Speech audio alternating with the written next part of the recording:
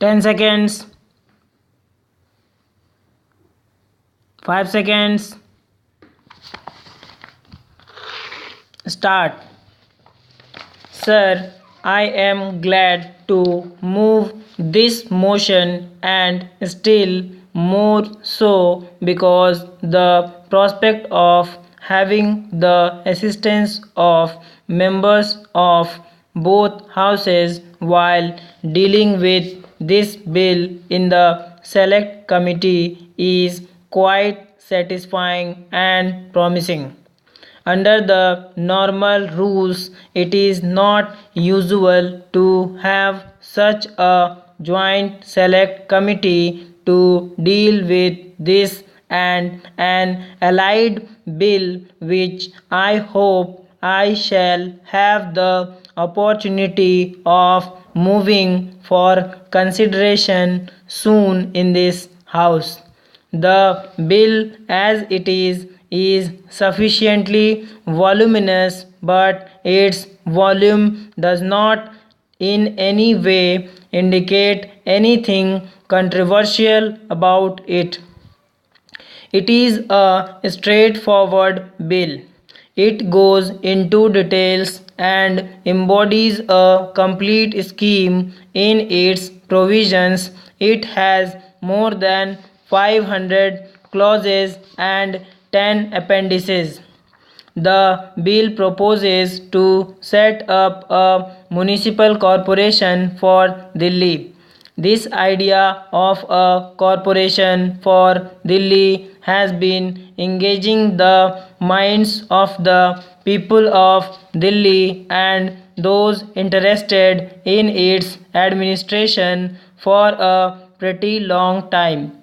The first attempt to set up a corporation was made when a bill was framed sometime in 1947.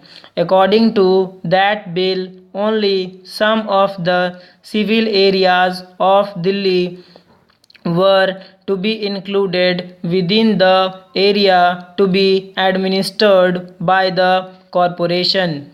The areas that are administered by other local bodies in Delhi state, such as Sharda notified area and other, were to be left out, but this bill now goes much further.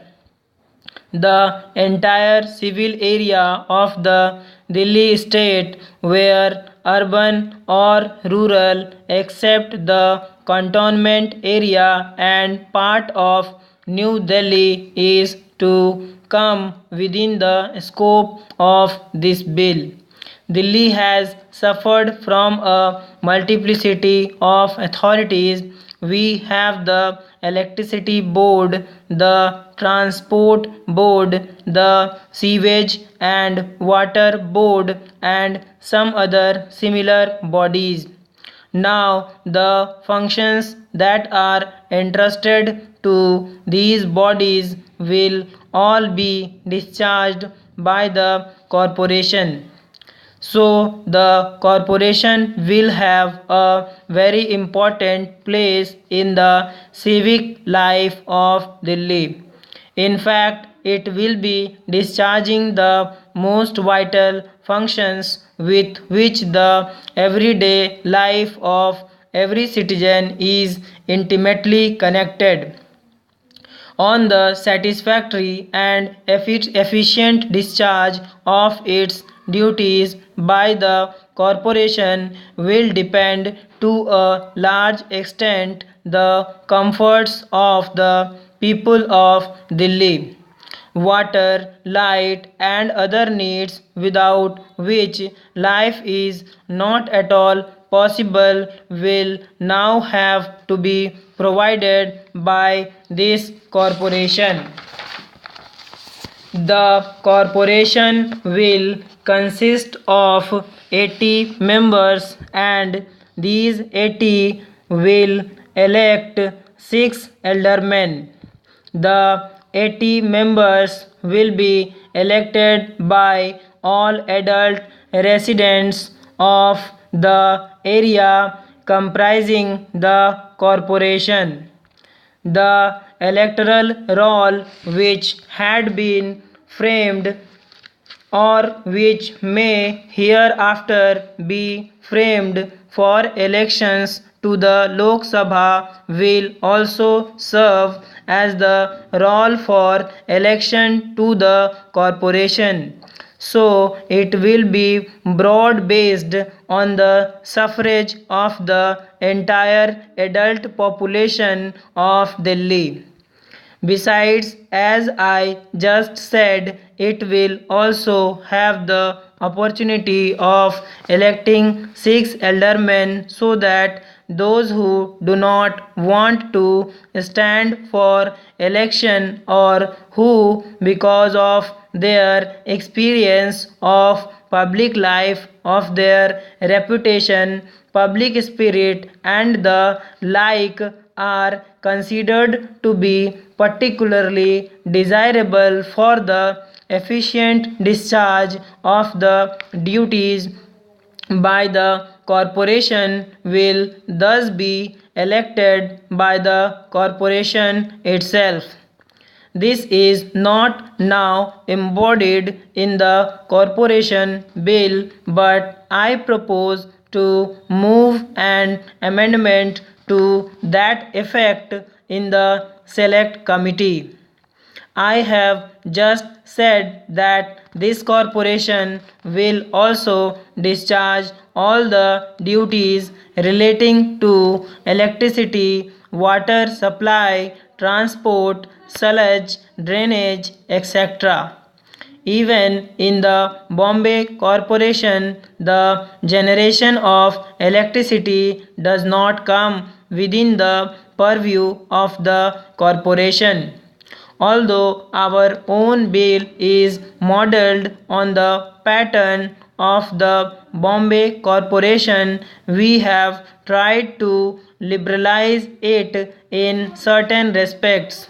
The corporation will have a mayor, and we provide that under the rules, if it is so decided, the mayor may be given housing and transport facilities too.